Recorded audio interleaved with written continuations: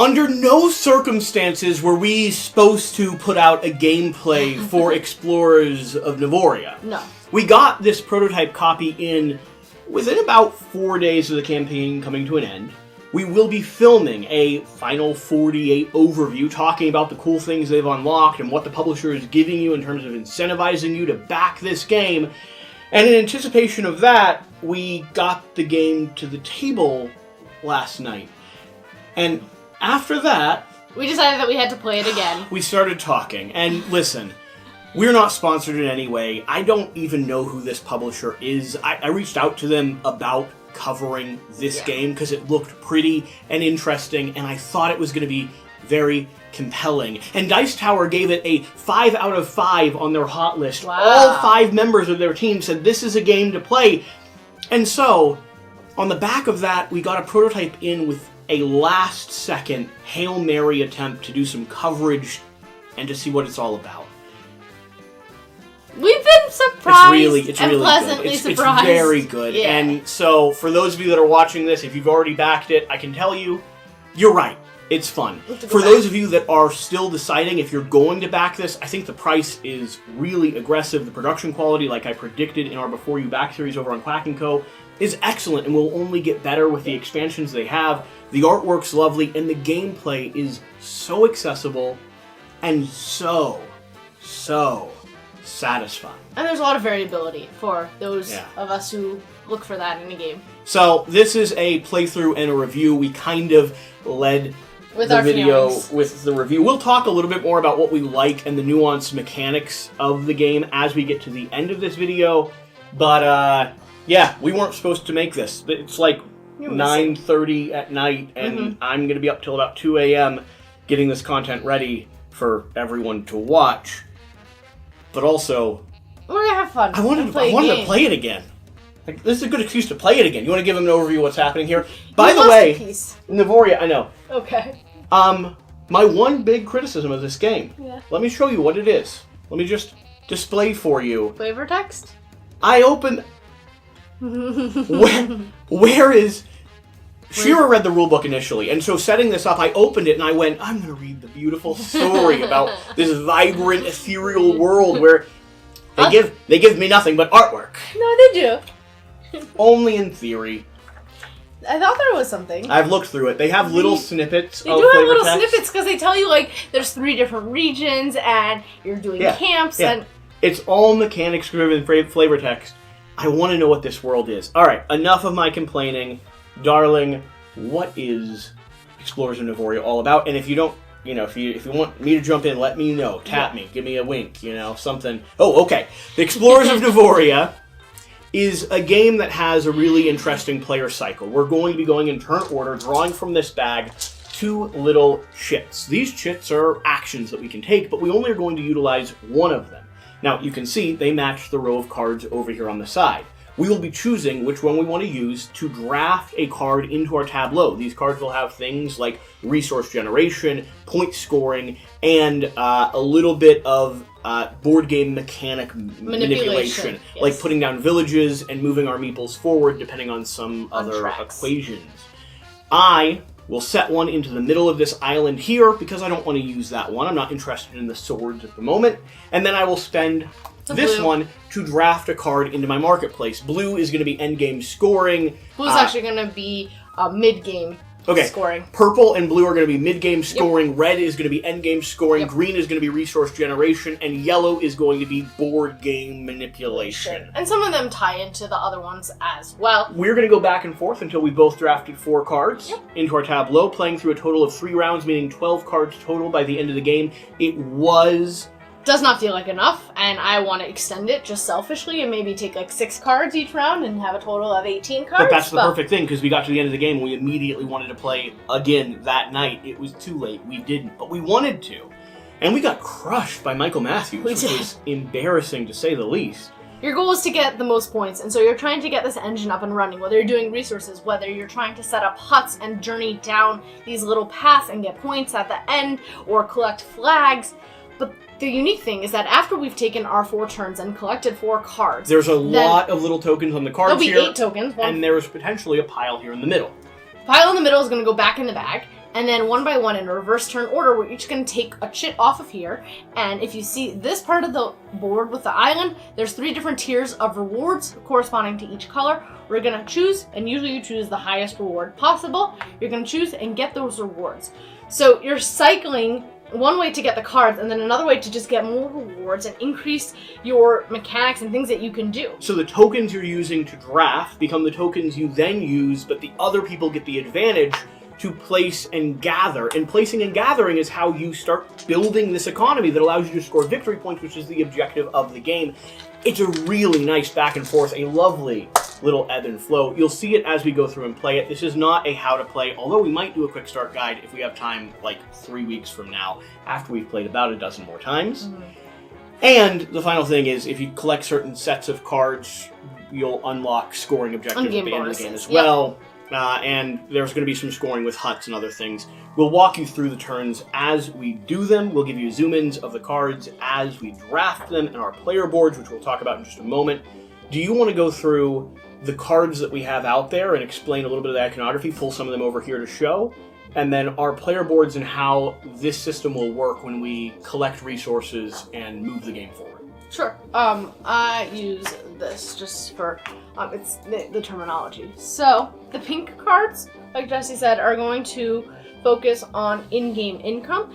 You are going to be able to move your meeple down one of the tracks. So this track is the mountain track. The mountain track is the top of the board up here. You're going to move your meeple 2 steps. That's what the 2 footprints indicate. And then during the income phase, you're going to get 1 point per flag that your meeple has passed.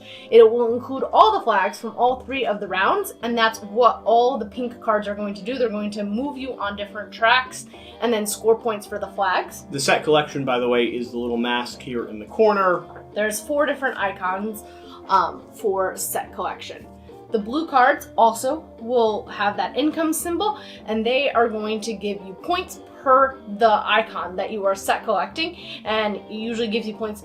The card that it comes with usually has one of the symbols, so in addition to trying to set collect 5 and be the first one to then score all your yellow cards or all your blue and yellow cards, you're also doing this because in-game points, if you have 5 of these faces, you can get 15 points. Your red cards are the only ones that have 2 set collection symbols. These have 2 masks on them, and they are all endgame points. That's what the clock symbolizes. This is going to be 2 points per hut you have in the forest. And huts will be coming off your player board. We'll talk about that in just a second. They'll be going down in the 1, 2, 3 zones, and they'll be helping your meeple, who is moving forward and scoring points by doing the little footprint tracks, to stay in the front position, because being in the front rewards you more, clearly. Otherwise, you have to go back to the starting beginning and advance each round. It's the worst. Green is the main resource generation. It's going to give you points, and then it'll give you some of these resources. There are swords, there are gems, and there are apples. And all of the green cards revolve around getting some collection of those resources listed. And then the last one focuses on the board. You have points, you have sometimes a resource that gives you a gem, but then you also get to put down a hut. And this is where your board comes into play. This is saying that you get to put a hut down in the desert. That's the 3rd area over there. And when you get to put a hut down in the desert, you take it from your desert area and you take it from top to bottom. And so you put it down and you start by placing it down on the first area.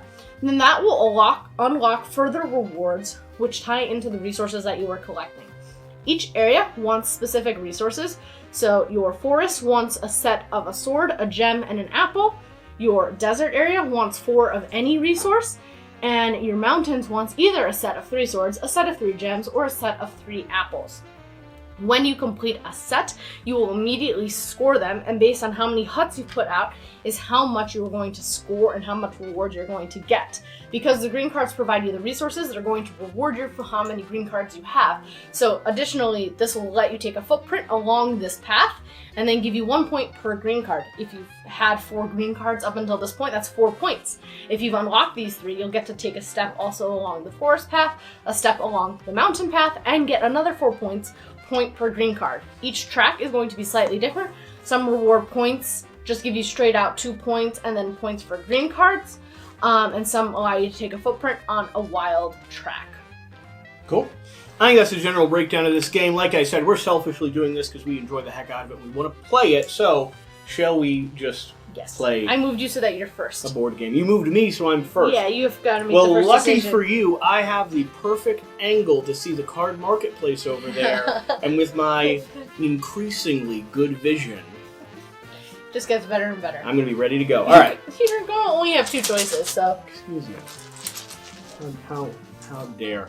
All right, I have drafted a little marketplace or a sword. So I could immediately go for endgame scoring, or I could pay attention to what Shira did last time we played this game, and maybe not over-invest in endgame scoring and get a little bit of resource generation. Yes, but who won last game, realistically? Yeah, the guy that was following your lead and not mine. I'm going to be drafting that far card there, which is going to get me 2 victory points, 1 sword, and 1 crystal. I'm going to keep my market. I can show you the people the card right there. And then I'm going to keep my marketplace up here. I figured you would build yours in this corner. Yes, I will. I assume. Alright, I don't particularly want to go for endgame right at the moment because I have no huts and those all revolve around huts, so I'm going to draw 2 as well. The one point we didn't mention is that I have a choice of choosing the one that Jesse left behind, or he has a choice of choosing one that I've left behind in this middle area. Yeah. So your choice expands as people continue playing the game. Oh, look! I also got a green one and a red one. You're doing that immediately? Of course I am. The question is, what do I want? That checks out. Do either of the faces help me more? So I am deliberating between these 2 cards, and I'm looking to see if anything scores for green cards up on top. What scores for green cards is actually the fuzzy one that you chose, so you stink. So that's not going to help me. Did you give me my 2 victory points? I didn't. Catching you cheating right off the bat. I can't Well, barely keep an eye reach. on her. I can barely reach. Excuses. Excuse you. Otherwise, they each give me the same amount of resources, the same amount of points. I don't like you. I'm gonna go for this one. You don't have to take one. I'm gonna go for this one. That's gonna give me a point. Oh, we need those points to come around already. And then I'm going to get a gem. When you get resources, you have to assign them to different depots from each collection. Yeah. And so you assign them like so.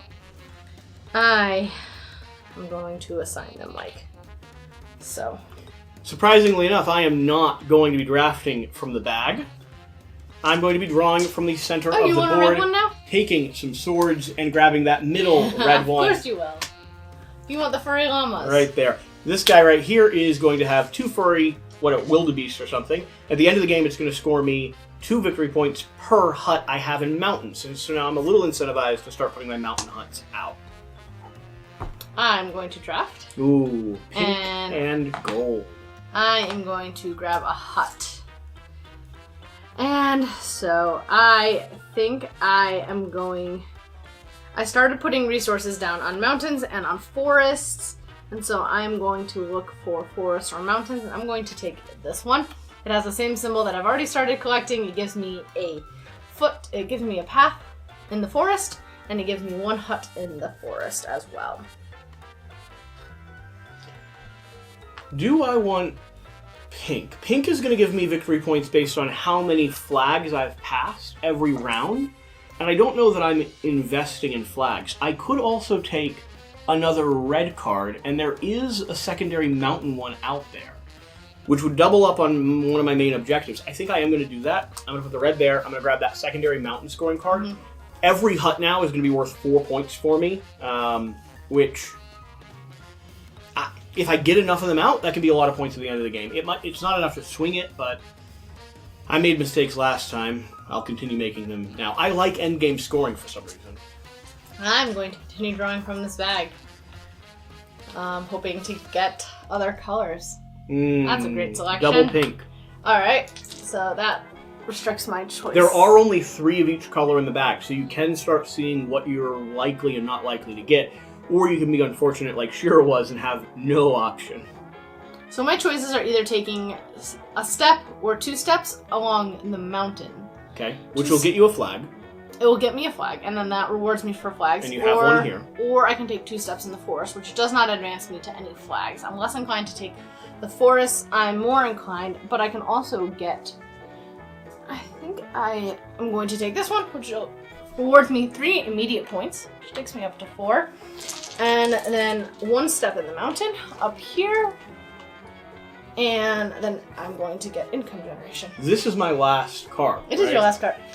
In a 3-player game, a lot more of the cards are gone because there's a whole other cycle of people. This is why I drawing think from that the we bag. should draw more. Sword and green. I think green is going to be where I want to go. That's a 4 scoring card over there. So I'm going to put sword back in. I'm going to go ahead and grab this green marketplace. That's going to go ahead and generate me 1 victory point, please. A sword and a crystal. And I think I'm going to double down on my original placement here. Just keep building out those archives. You kind of want to hold off on when you trigger these marketplace scores until you're in a really healthy place when it comes to green cards, because the later you can hold, the more cards you have, the more they're going to score you. I'm going to take another purple. Another pink card. Well, I was thinking about what my choices are in the bag. 3 blues. All of the blue symbols are none that I want, and they're rewarding symbols I don't have any of right now. You're almost guaranteed to get one of those too. And so I was almost guaranteed to get a blue. The other red is already out. The other pink is already out. The one I wanted was a brown, and I didn't think I'd have a high chance of getting it. So instead, you'd have 2 browns left. So can you move me 2 steps on the mountain path, which gets me another flag, and now each flag is 2 points because I have 2 pinks, and that's going to keep cycling. you're going to get 6 points from that, which Yeah. isn't bad. Nope. That is the end of This phase. our cycle. These go back in, and now I get first pick on what I want. Because it runs backwards. You want some mint tea? I have You one have over mint tea? here.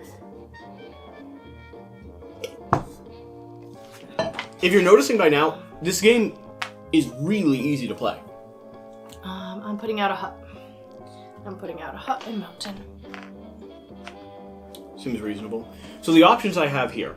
Pink would get me a resource and a movement. I'm tied for you here, so I could push forward there and go ahead and grab the, 3 points? You don't score if you haven't moved past the start zone. The start zone. So neither of us would be scoring that track. Red is going to... There's no option to score 6 points from blue. No. Red is going to give me 2 swords and a movement as well, which isn't terrible. The hut, I think, was probably the best option, and you've sadly already taken that. So I am going to go ahead and grab red. 2 swords coming onto my tableau.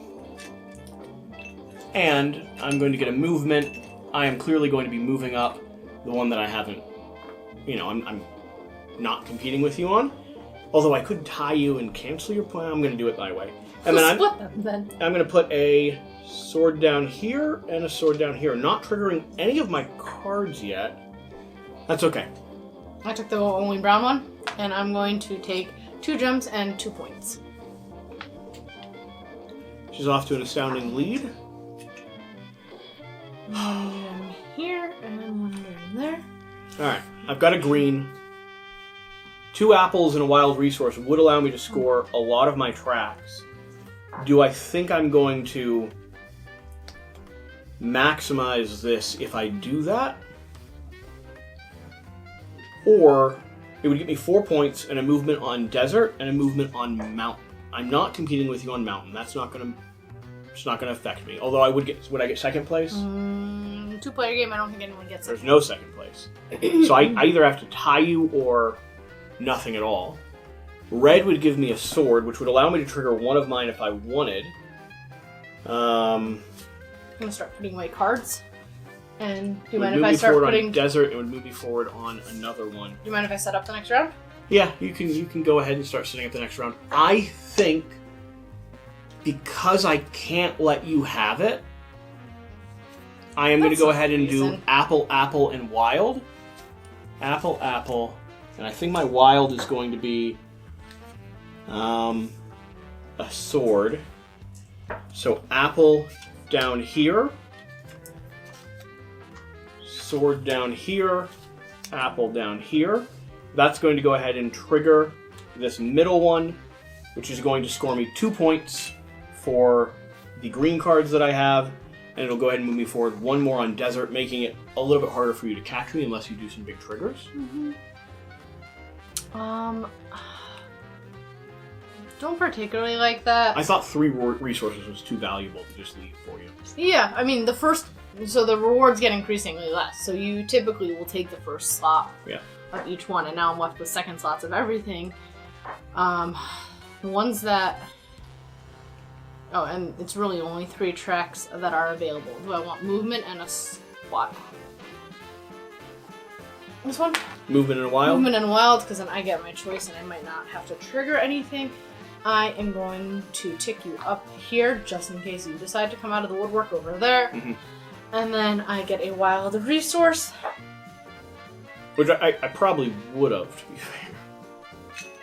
I'm sure you would have, because there's another way for you to advance over here with that red one. Yeah, the problem is I don't have... Do I want to trigger this? I don't think I want to trigger this right now. The resources necessary. I'm going to go ahead and grab that red one, though, like you said. A sword and a movement. The sword is going to plop down here in the middle, I guess. And my movement, I'm getting a flag either way. Why did you do that one? Other than the apple in a wild. Mm-hmm. Because I know why. Okay. We get one more? Or no? We each get one. Yeah. Yeah. Okay. I know why. Okay. Yeah. Don't worry about it. Obviously, I'm going to take the apple on the second one. Yeah. I'm going. Did you not want that one? No, I just didn't think your movement here doesn't give you anything. You're still going to go back. I realize and so that. that's why Yeah. I'm like, you can get 2 resources. Your movement actually doesn't help you here. I got you. But you stole a flag from me over there. I could have advanced. Oh, I've made a categorical error. I'm going to stick by it.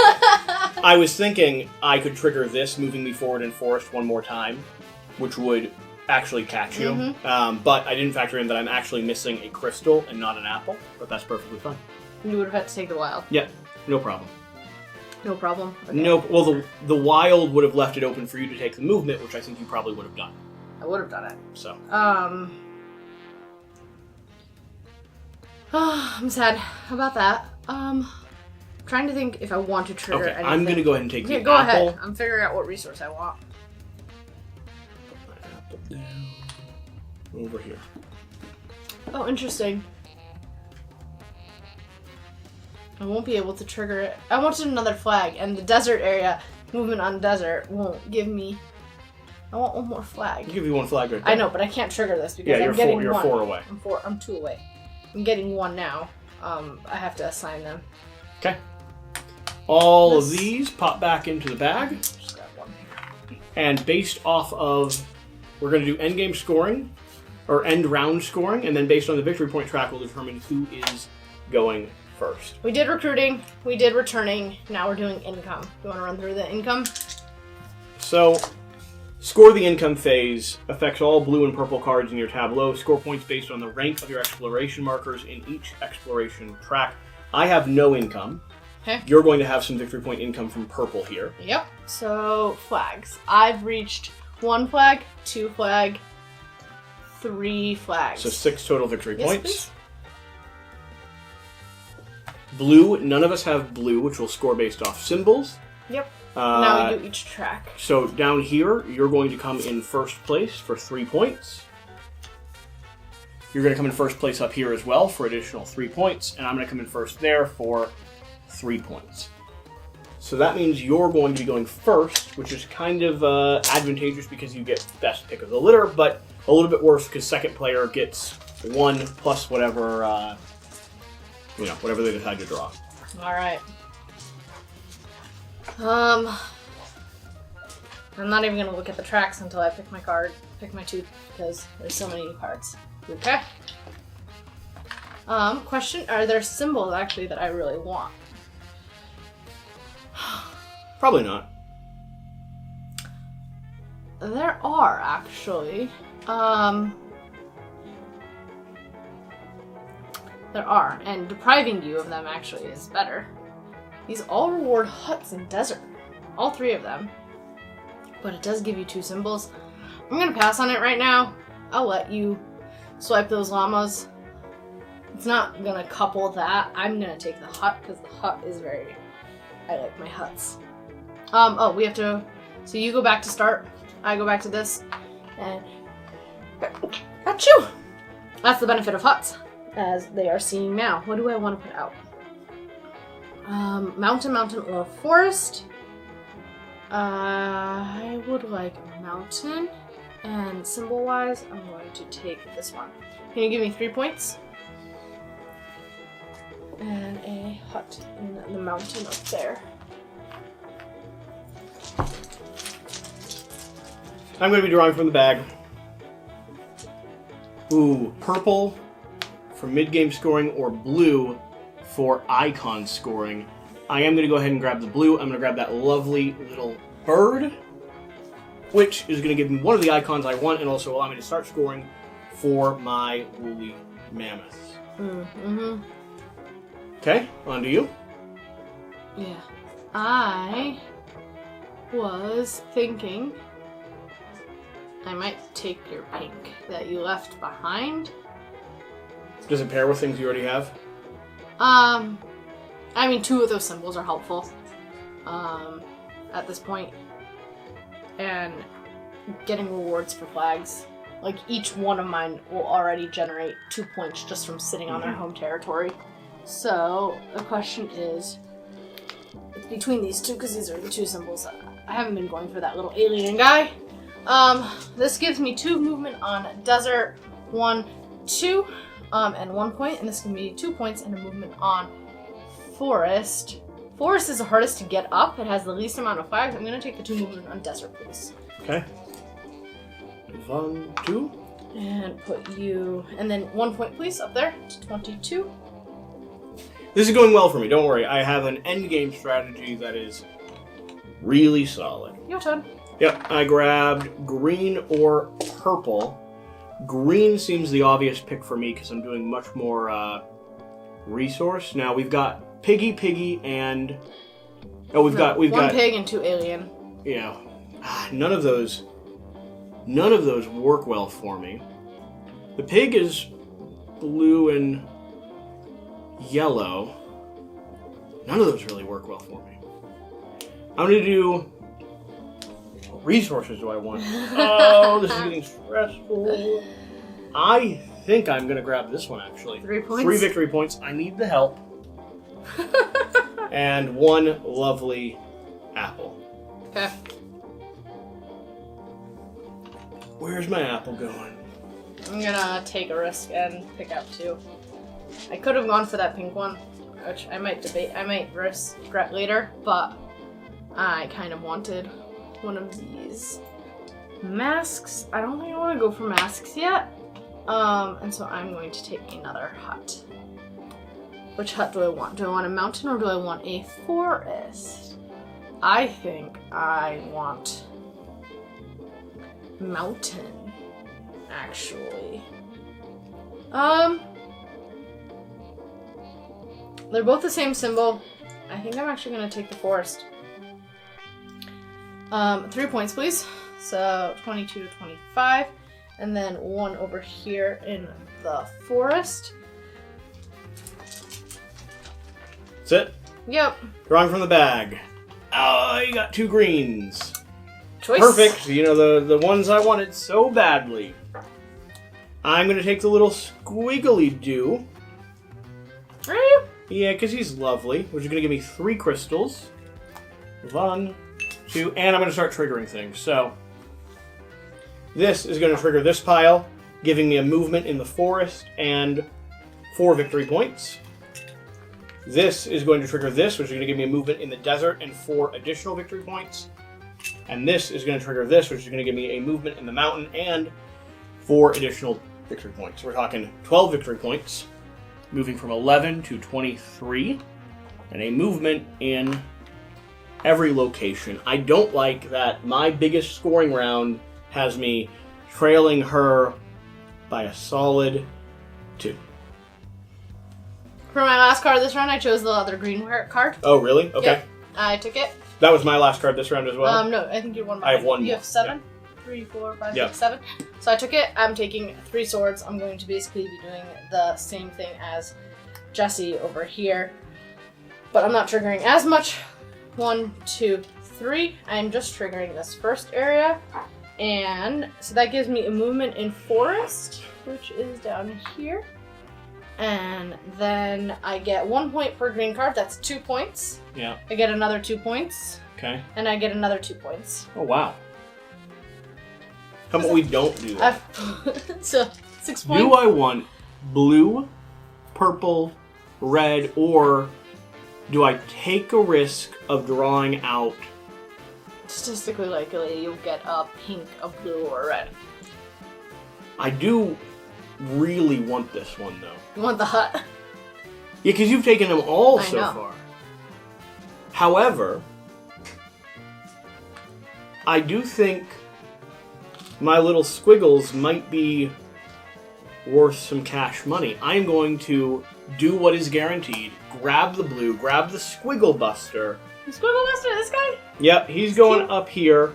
I am absolutely going to be claiming the Squiggle. How do you have the Squiggle? 1, 2, 3, 4, 5. The Squiggle scores me for yellow, which I have none of. But listen up, Shira has them all, which means she's incentivized to have gotten I that. only have 3. Only 3. I know. That would have been a lot of points. Alright. All of them. And it's going to start scoring me 5 points per round, so I'll get 2 rounds, 10 points. I think that works out. Your turn. Whereas the mountains would have scored me a total of 4 points, so the math there was... Alright, pulling back in. I could go ahead and put down a hut with the 1 purple, and that seems like the right play. However, it's only going to score me 4 points at the end of the game. It will open up my track a little bit, which could score me an additional point if I triggered that multiple times. But 6 points at the top end is agreeable.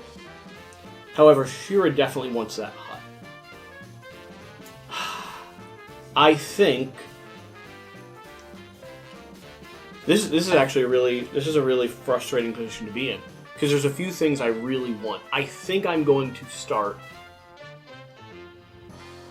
with the straight up 6 points. Wow. 1, 2, 3, 4, 5, 6. Yeah, that hut was not going to be there. I didn't think so, but you don't have endgame scoring for them, so... Not yet.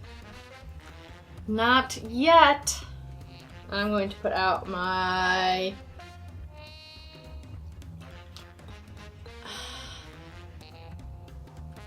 I'm going to put out the mountain hut right now. Okay. Now the only question in my mind is, what is Shira going to take next, and how to block her? I think the next obvious choice for Shira is a set of 3 resources. And I think that's where I have to go, because scoring green for me is going to be where I'm going to be getting most of my victory points. So I'm going to go ahead and grab 2 apples and either a sword or a crystal. And I will grab a sword. I'm taking 2 gems. And 2 victory points. 2 victory points, please. Oh, I moved me up. Thank you. Okay. How did you just move yourself up for something, or were you over there? No, I got there. I took 6, remember? Okay.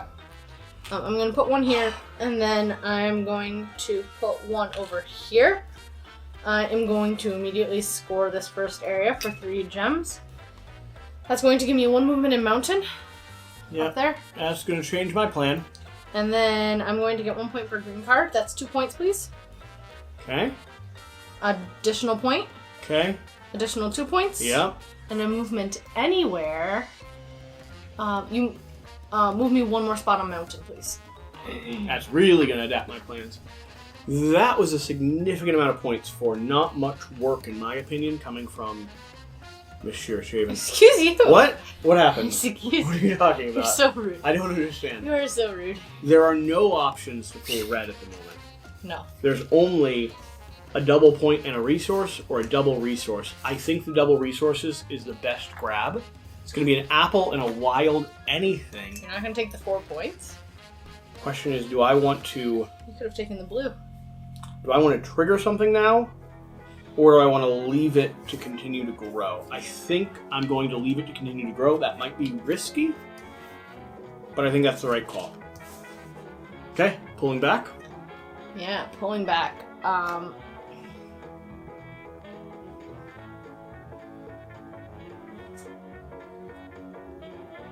going to do this. It's the next best spot for sure. A gem and 2 points. I'm going to trigger this middle section here. Can you... She has so many points! This is the one that I haven't unlocked with most of my huts, but it is still worthwhile because it gives me movement on desert, which gets me another flag, and then it gives me 1 point per... So 2 points, please. And that's it. Last thing, I'm going to be grabbing those 4 points. The apple is attractive, but I don't know. You're going to grab an apple? Yeah. And then I'll go ahead and do scoring if you want to go ahead and lay out the marketplace. So, taking a look at the board here, Shira is going to be in first place on every one of these tracks for a total of 9 points, moving her up to 49. I am going to score based off of my fluffy little dewhoppers and my beautiful little squirts. That's 4 points for my fluffy little wildebeests, 5 points for my little dewhoppers, and they're going to move me to a 42. So I scored 9 points just like you off that, except you're now going to grab your purples. I get 3 points per flag. You have 5 flags, I believe. 1, 5 2, flags. 3, 4, 5.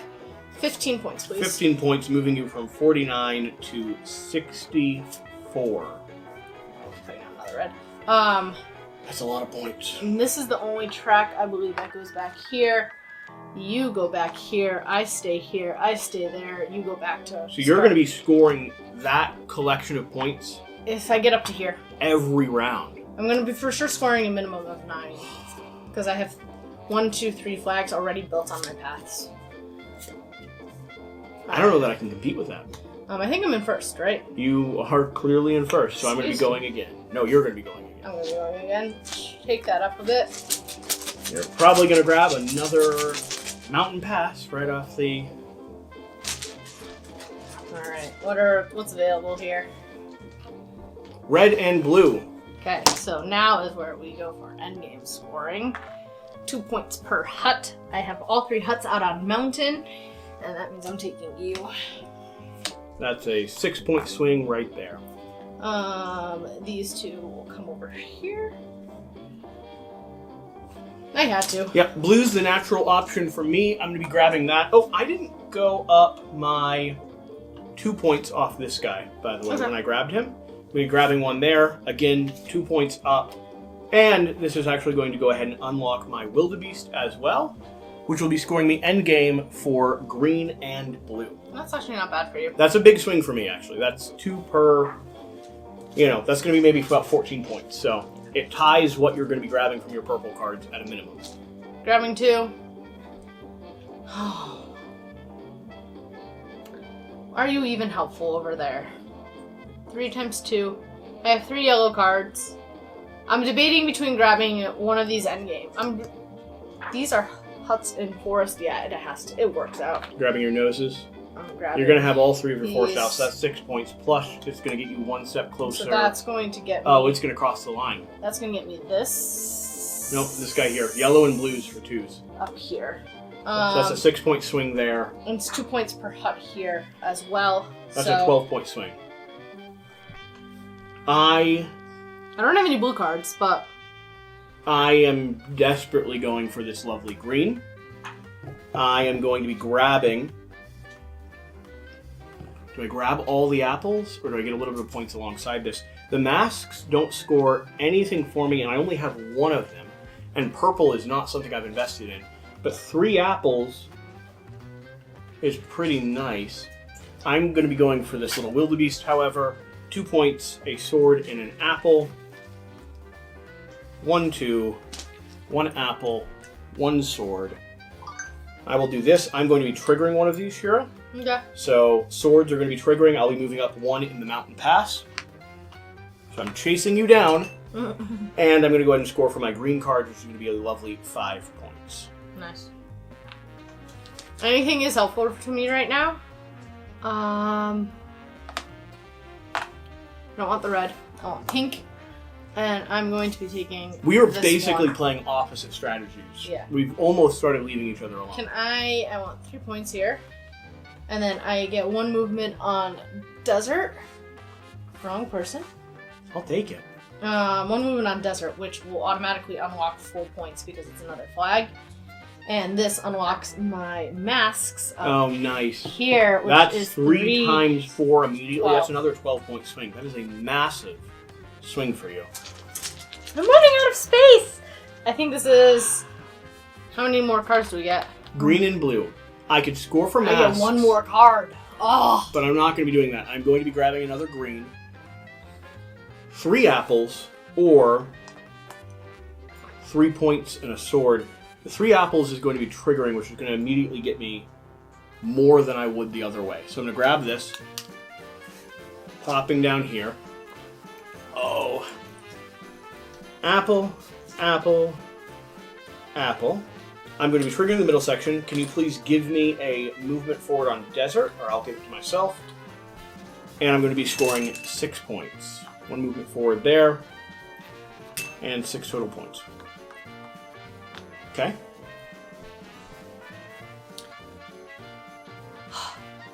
I'm at a toss-up right now. Thinking about grabbing something in the middle? 5. I'm thinking of grabbing one of those blue cards.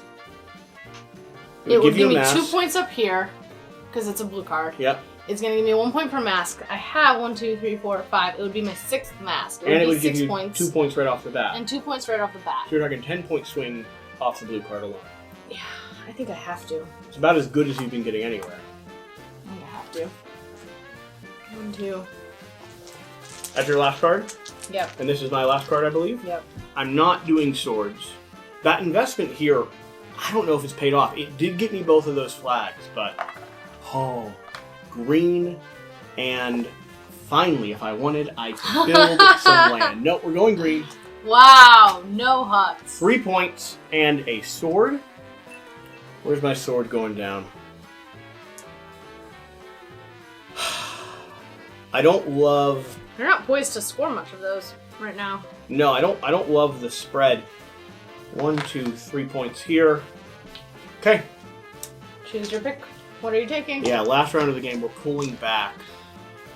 I think the only option is the apples, because we're going to do a crystal, and we're going to do 2 apples here and here. The crystal is going to go ahead and trigger with a set of 3, moving me forward 1 in the forest, and getting me 1, 2, 3, 4, 5, 6, 7 points. Another hut. Just handing them to you. I put down no huts this game. Not the right strategy for building out this infrastructure. Alright, what is going to allow me to continue the cycle? An apple and a wild?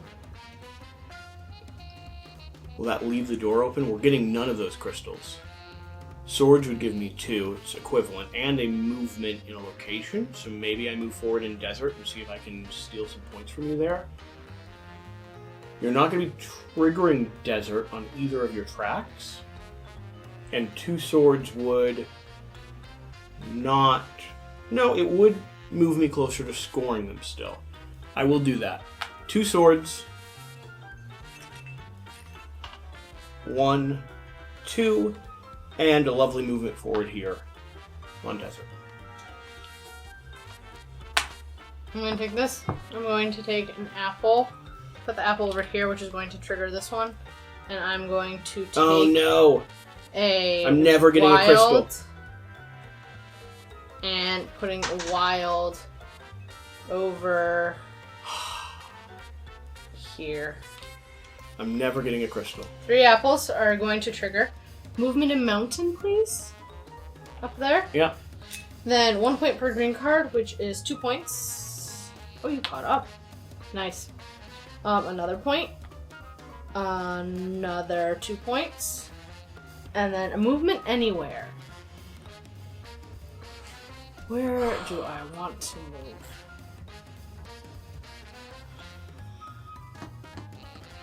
Oh, I know. Up there. Flag. Thanks. Every flag is 4 points. Yeah. I'm going to do, I guess, a sword. Move myself forward there to keep a movement from you. That will allow me to trigger this middle one, which might be the last one I trigger. It's going to grab me 7 points and another movement in the desert. So 69 going to 78. No, not 78. 69. Yeah, 78. No, 76. How many points? 7. 76. Yeah. I'm going to take this last green one because an apple will trigger this first area for me. Does an apple trigger that? I glanced over there too to see. It does. You could have deprived me of triggering this area. Bother. Movement on forest. I was glancing over to see if you were incentivized to trigger anything. I was. I didn't think you were, but I should have looked a little closer. So movement on forest, I took the movement, 1 point per green card, which is 1, 2. Because the apple would have worked for me as Then well. 1, if I 2, lose by like 1, 4 2. points, point per green card, another 2. Never 1, mind, 2. 17 1, 2. points. Okay. That's what did it in. If I lose Okay, you're by gonna 7 take 6 points. I'm I'm gonna gonna take take 4. 6. You're gonna take 4. That is 1, 2, 3, 4. 76, 82. See what I mean about like not really having everything you want done? I have no huts. I have no competition. I've got a lot of resources though. We do the income phase? Yeah, we're gonna be doing the cycle. So let's start on the board here. It's gonna be 6 for you, 3 for me. And then do you want to score yourself first or me first? You. Me first. Okay. So over here, I'm going to be scoring for huts in mountain, which scores nothing. Wow. I know. That's endgame though. I know. We're at end game. I know, but we're still. I know. I'm just saying. We're scoring all of mine. I have no purple. I will save those though. I do have 3 of these. I'm scoring 2 points per furry. So 2, 4, 6, 8, 10, 11, 12. Then 1 point per squirt. So 12, 13, 14, 15, 16, 17 total points. Okay. 85. 95 plus 7. 102. Go ahead and score your purple and blue. And then we'll do those flags as the last thing, I guess. Oh, and her red. She's going to destroy me. Okay, so my blue scores me 1 point per mask. I have 1, 2, 3, 4, 5, 6 masks. So 98. Then purple all scored me 1 point per flag. 1, 2, 3, 4. So 4 points per flag. I have 1 flag, 2 flags, 3, 4, 5 times 4 is 20 points. 98, 18 up there. Oh! That's Honey! purple. Don't Red. do this. 2 points per flag in forest. Per hut in forest is 6 points. 2 points per flag in mountain, that's another 6 points. So 12 points, so 30. No bother. Those are these. I believe I've scored all of them. I feel like Eeyore. Now we're doing these ones up here. Yeah, I'll go and do mine before you extend your lead too dramatically. 2 points per blue and green. 2, 4, 6, 8, 10, 12, 13, 14, 15, 16, 17, 18, 19, 20. Nice.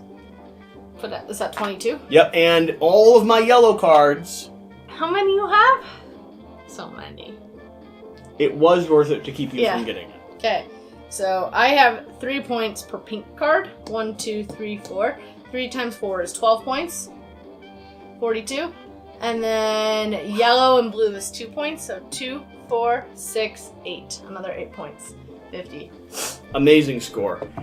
I did it. have once again confirmed that I need more mid-game scoring. Not being involved in some of these tracks. Like last time, I mean, I did a totally different strategy than I did last time. I did as well, but last time the third player, Mike, was able to counterbalance you a little bit, and I was left to my happy self once again. But this time, with no one restricting any of this, I really do... Okay, we're getting to the review section of this game. We already, of course, spoiled it a bit at the beginning, but we've played twice now. Yeah. And this is a first impressions more than a review because we're not Yeah, reviewing after 2 plays and it's still a prototype. It's a prototype, but this is our It's not thoughts. actually a prototype. This came out internationally, and they're making the English version available on Kickstarter. Oh, This really? is an established published game. That's why the rulebook, I liked it. That's why I read it for you. And Okay, cool. I'm not a fan of prototype rulebooks Wow. at all. So this was a lot more. Very nice. This was more palatable. The Kickstarter has a expansion already, and this established game that you see in front of you. Okay, so final thoughts on the game. At this point in our experience with it, we played 3-player, we played 2-player. We've, I think, been left wanting to play again both times. I mean, both times I just want a house full that we get more cards to get a cooler engine up. And I don't see a reason not to, especially in a 2-player game. We can each take 2 cards. We can each take at least 2 cards more or 4 cards more every. But I also think the left wanting is part of the satisfaction of a game like this. It leaves you wanting to play again. I think the expansion will probably fill some of that additional role. Yeah, I'm very excited for the expansion. It adds another category of cards, I believe, and it adds, you can play up to 5 players.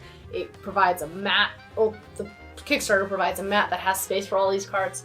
Enough details, though. I'm excited. Final thoughts. Final thoughts? Yeah.